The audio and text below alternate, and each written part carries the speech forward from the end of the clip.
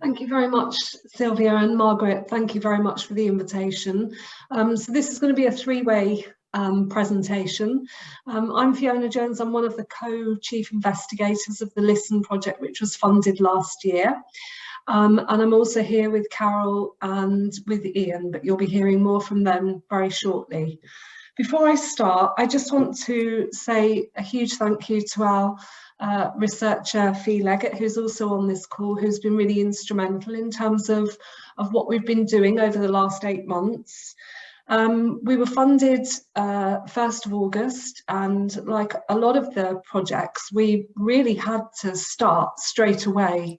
And we've been deeply immersed in our co-design work package, and it feels so right at this point in time to be able to tell the story of our PPI through explaining our co-design work. And I think what we would like to put across is what it actually feels like and what it looks like.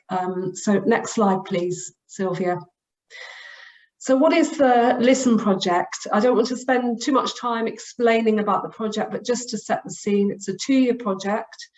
We know that what people asked for was more personalised, tailored support from our research, but also from coming to countless webinars that were run by various groups all the way from the start of the pandemic. But when you look at something like a self-management support intervention, that can often... Sorry, Ian, you're just unmuted there. That's all right. Self-management support itself can often come with it a bit of a health warning, and people feel that it's actually being asked to just DIY and feel a sense of abandonment. So the co-design aspect of this was very, very important, as was how we can be really creative in terms of reaching people whose voices were seldom heard, particularly in discussions around long COVID. The next slide, Sylvia. So what is it? It's personalised one-to-one support. This is being tested and evaluated in a clinical trial, which opens this month. But we really wanted to focus on how working on a one-to-one basis with practitioners, these could be nurses or therapists, people can gain a sense of knowledge, skills and confidence together. And part of that was co-designing various aspects to the intervention, which I'm going to tell you a little bit more about. The next slide, please. So this just gives a very brief overview of the several co-design stages that we've been doing over the last 8 months. There was a huge amount of work to try and reach different groups. So we collaborated with lots of different organisations. We used multiple methods to try and reach people that wouldn't necessarily pick up something on Twitter or Facebook. We worked with Diversity and Ability as a charity, a social enterprise, excuse me, that reaches people who are marginalised. And we also wanted to reach practitioners who are working in long COVID as well. So we've held joint events, mixed events, separate events with people with long COVID and practitioners. And through that process, we've separated off into 2 separate groups. One looking at co-designing a book, which is a resource for people with long COVID that will be randomised to the intervention group. And the second is actually refining the training for practitioners to deliver this very tailored one-to-one support. And we've been carrying out narrative interviews. It says 12 here, but we've actually carried out 18 narrative interviews now. And that's what brings the resources and the training to life. And both Carol and Ian have been involved in that process all the way through. And I'm extremely grateful to the 30 people that have been involved in this co-design work. And then we've done numerous surveys, which have been building and refining at each stage. So rather than me carrying on talking, I set 2 questions to Carol and Ian and really wanted you to hear from them. So if you could do the next slide, please, Sylvia. So my first question was, what was it that interested you in being involved in this project? So what stood out for you? And if you could just do the next slide. Thank you. And I'm going to hand first of all to Carol. Thank you, Carol. Hello. I first saw an advert for this project on the Long COVID Facebook page, and trying to remember back, I seem to remember I didn't really understand what the project was. I don't know if the advert itself was vague, or that's my brain fog, or just that I'd never come across patient involvement before and didn't know what it involved.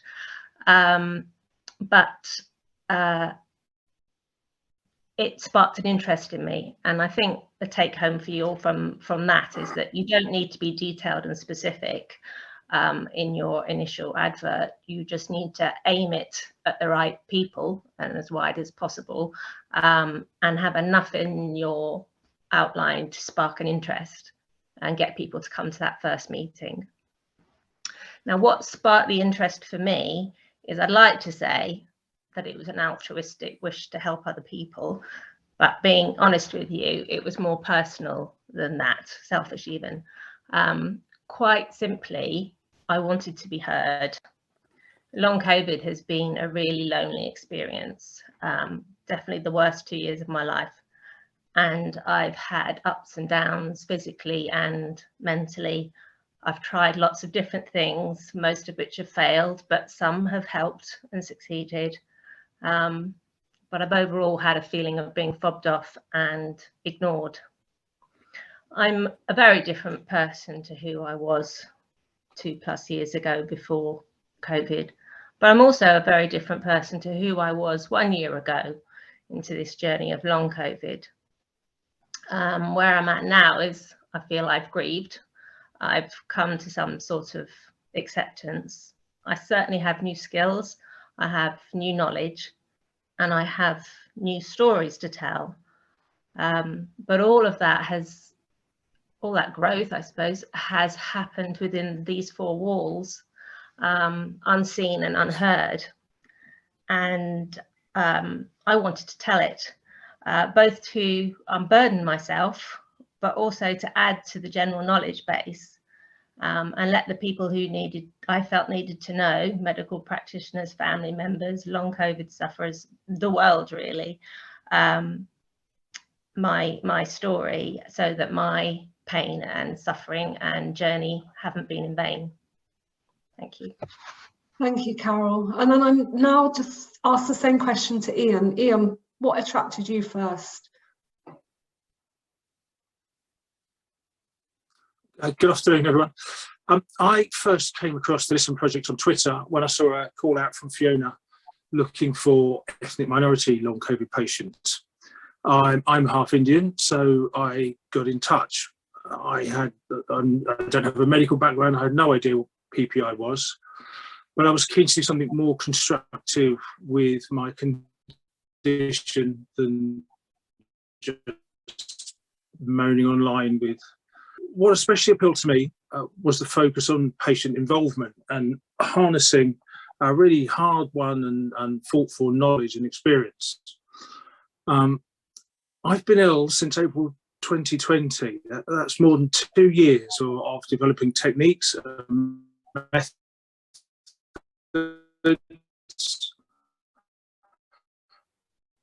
to manage my life. Of course, what works for me won't be universally useful or applicable, but the Listen book has done a great job of collecting a wide range of advice and approaches that patients can pick and choose from. I wanted to feel I was doing something useful and contributing to the greater good, and I really wanted to learn from other patients. The Listen project has given me a fantastic opportunity to achieve both those goals, and it's been hugely satisfying and pleasing to be involved in. Thank you, Ian. And Sylvia, if you could just do the next slide, please. So this was my second question, because, you know, both Carol and Ian, as have many people, have been involved with us every step of the way. And I wanted to hear from them what had been the impact of being involved in the project. And Carol, if I could come to you first. it's been a very positive experience. I've been really surprised by the outcome, the book, because I've been more involved in the book than the practitioner training. I think our book is amazing. I was initially really concerned that it would be a misery fest, just tales of woe and no answer, because there isn't one, there isn't an answer. But what we have achieved is what I didn't think was possible. It's a positive book. It's realistic, it's helpful, but it's positive. And I say we because it does feel like our book. If you've seen the book, there are a huge number of quotations. Every page has quotations on it in quotation marks. And I just think, how can you resist reading these golden nuggets of information and experience from people who have been where you've been or have long COVID? So the use of quotations has been great. And I think it was genius to have quotations that actually give differing advice, clashing advice, because that really shows that it is different for everybody. And the person reading the book can take from it what works for them and what suits them and their lifestyle. And that makes the book their book. So as well as the quotations, I love that there are so many photos in it. It makes it easy to read as someone with long COVID, but also there are none of those stock photos of a passive seated patient being handed a cup of tea by a smiling nurse or having their blood pressure taken that you see in so many leaflets and things. The photos show the participants as coming from a whole range of backgrounds, ages, interests, different stories, and you can engage and connect with them, and you can imagine yourself doing their activities, and you can believe what they tell you. And also other aspects of the book, such as including the WHO definition, some of the sections, the inclusion of tables, those all arose out of our discussions. They were all patient-led aspects. And none of that would have been possible if they had just included, say, Ian and I, because we could not have given that breadth of experience and advice. I think Fee and Fiona have been amazing, and if you ever get the opportunity to work with them, grab it. They have been so skillful in their listening. They facilitated our groups and they listened, they edited and they listened, they shared drafts for us to comment on and they listened. They were amazing. And when I received a copy of the book, I actually cried, because had I had this book in my hand earlier in my experience, it would have improved my life no end. It's great. So I had no idea that I would feel this heard and believed.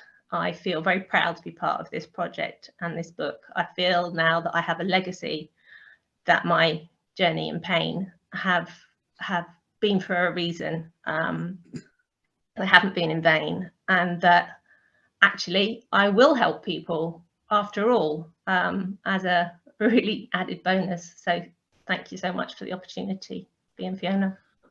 Thank you, Carol. I really appreciate your honesty. And Ian, last point from you. One thing that won't come as a great surprise to you, I think, is that many long COVID patients have lost a lot of faith in the NHS. They feel ignored, disbelieved, and often just simply forgotten about. So in that vacuum, patients develop their own online support infrastructures. These are generous groups where fellow sufferers share and support each other and encourage one another. So while many of us have lost trust in our doctors, we have learned to trust the advice offered by the patients. So I think one of the most potentially important impacts of co-design is for us patients to lend you our credibility with one another. Doctors have offered me very little truly helpful advice in the last 2 years, but other sufferers are really brimming with and generous with useful knowledge. I think you should be using them and learning from them, and it give you more credibility and a better chance of winning the confidence and trust of lots of disillusioned patients. the impact on me personally of being involved in the co-design has only been positive. I've been listened to, understood, and taken seriously by Fiona and her colleagues. They've been absolutely wonderful to work with. I've helped to create something that I believe could really help other patients. And it's not often in the last 2 years I've felt useful, that I might actually be doing something that could help other people. And that's been very rewarding. And just spending time with other patients who have been through similar experiences to me has been a great source of validation and support and encouragement. At times, as Carol said, at times it's been a really lonely 2 years. And these are really valuable and positive shafts of light in the gloom of a long COVID life. I guess what surprised me the most about the experience is the sometimes really startling depth of knowledge of other patients. So many bright and intelligent people who have expended far more time and effort than me to turn themselves into experts about their condition and how best to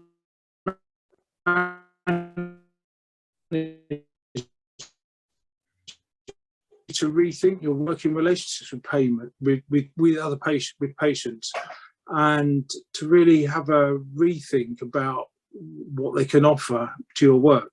And that would be my big message, really. Thank you. Thank you, Ian. And Sylvia, if you could possibly go to the last slide, because I'm aware of our time. We may well have gone over our time, but just, yeah, if you could move on from this slide. This one here just gives people a little flavour of what this book will be like. And I really feel bad to disappoint everybody, but this is part of the intervention. So it'll be people in the intervention group that will be getting access to this resource, but this will be available to everybody in our control group as well after 3 months. But I think our trial open, I said this week, I am hoping, keeping everything crossed, that it is this week. And maybe if my colleague Fee could put the link to the Listen trial in the chat for people. And please do contact myself or my colleague Fee if anybody has any questions at all. Ian and Carol's views were completely unsolicited, but it's very nice for you to say that. And I feel we have gained so much from working alongside you as well. So thank you to Sylvia and Margaret for the invitation.